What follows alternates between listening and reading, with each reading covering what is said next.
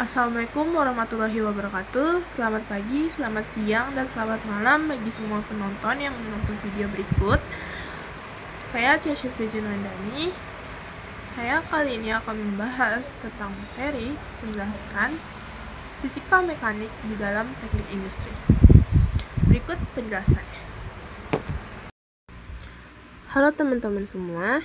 Di video ini kita akan membahas fisika mekanik di dalam teknik industri sebagai pengantar.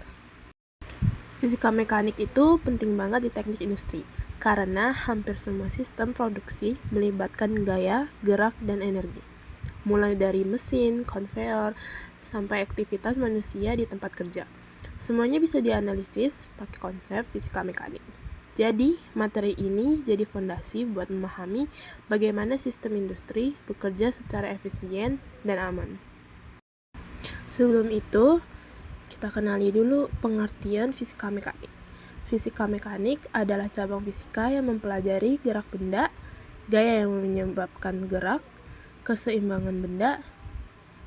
Di dalam konteks teknik industri, fisika mekanik dipakai untuk memahami cara kerja mesin, menganalisis interaksi manusia dan mesin, merancang proses produksi yang efisien dan aman. Jadi, fisika mekanik bukan cuma teori, tapi alat analisis yang sering dipakai di dunia industri. Dan yang selanjutnya, ada peran fisika mekanik di dalam teknik industri.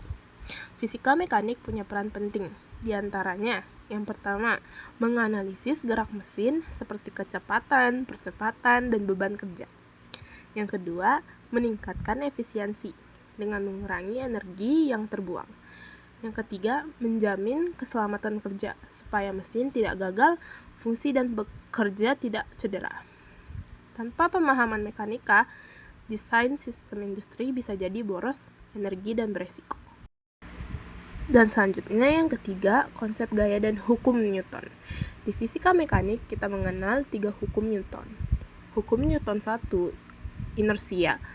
Benda akan tetap diam atau bergerak lurus beraturan jika tidak ada gaya yang bekerja. Contohnya yaitu di industri.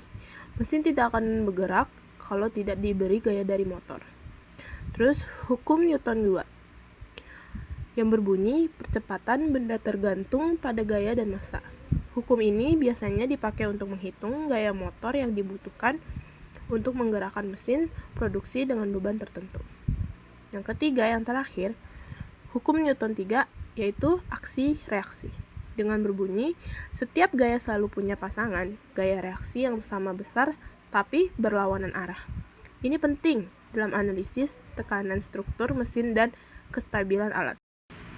Selanjutnya ada kerja, energi, dan daya. Kerja diberi simbol seperti W, terjadi saat gaya menyebabkan perpindahan. Terus ada energi terdiri dari energi kinetik karena adanya gerakan. Yang kedua ada energi potensial karena adanya posisi. Daya diberi simbol P adalah laju melakukan kerja. Dalam industri, konsep ini dipakai untuk pertama, menghitung kebutuhan daya mesin. Yang kedua, menilai efisiensi motor dan alat produksi. Yang ketiga, semakin efisien, semakin hemat energi dan biaya. Oke, selanjutnya ada mekanika pada mesin industri. Fisika mekanik juga sangat penting dalam analisis mesin industri. Beberapa contohnya seperti analisis beban supaya mesin tidak rusak atau overloading. Terus yang kedua, gerak translasi dan rotasi, seperti pada conveyor belt, roda gigi, dan poros. Yang ketiga, getaran mesin, karena getaran berlebih bisa menyebabkan keausan dan kerusakan komponen. Dengan analisis mekanika, mesin bisa bekerja lebih lama dan stabil. Nah, yang selanjutnya kita ada ergonomi dan mekanika. Fisika mekanik tidak cuma soal mesin, tapi juga manusia melalui ergonomi. Ergonomi menganalisis gaya yang bekerja pada otot dan sendi, hubungan antara postur kerja dan beban. Tujuannya adalah mengurangi kelelahan, mencegah cedera kerja, meningkatkan produktivitas. Jadi, sistem kerja yang baik itu bukan cuma efisien, tapi juga nyaman dan aman bagi pekerja. Terus ada juga aplikasi dalam teknik industri. Fisika mekanik diterapkan dalam pertama, perancangan sistem kerja, kedua, optimasi alat dan mesin, ketiga, simulasi sistem mekanik, keempat, analisis efisiensi produksi. Semua aplikasi ini membantu industri bekerja lebih efektif dan kompetitif. Selanjutnya di sini kita punya contoh studi kasusnya. Beberapa contoh penerapan nyatanya. Yang pertama ada conveyor belt, analisis gaya gesek dan beban. Terus yang kedua ada motor listrik, perhitungan daya dan efisiensi. Terus yang ketiga, lengan kerja manusia, analisis torsi dan gaya angkat. Contoh ini menunjukkan bahwa fisika mekanik benar-benar dipakai di dunia industri. Nah, kesimpulan yang bisa diambil, fisika mekanik merupakan salah satu fondasi penting dalam bidang teknik industri karena berperan langsung dalam memahami bagaimana gaya, gerak, dan energi bekerja pada sistem industri. Konsep-konsep dasar seperti hukum Newton, kerja dan energi, momentum, serta keseimbangan gaya digunakan untuk menganalisis dan merancang sistem kerja yang efisien, aman, dan produktif.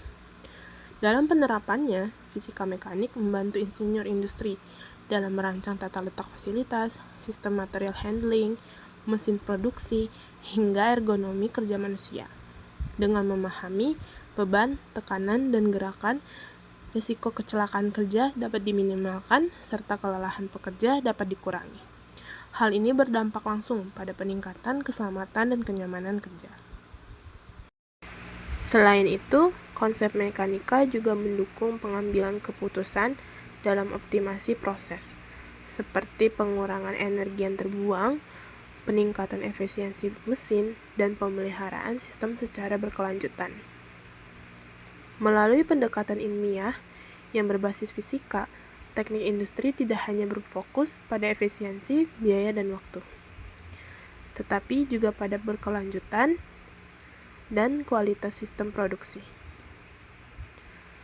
Dengan demikian, fisika mekanik bukan sekedar teori dasar, melainkan alat penting yang menghubungkan ilmu teknik dengan praktik industri nyata. Pemahaman yang baik terhadap konsep ini akan membantu insinyur industri menciptakan sistem kerja yang lebih efektif, aman, dan berdaya saing tinggi di dunia industri modern. Nah, itu dia penjelasan dari saya seputar tentang fisika mekanik di dalam teknik industri. Segitu dulu dari video saya, penjelasan saya. Mohon maaf bila ada penjelasan yang kurang atau tidak tepatnya. Tolong dimaafkan atau dikoreksi. Sekian, terima kasih. Assalamualaikum warahmatullahi wabarakatuh.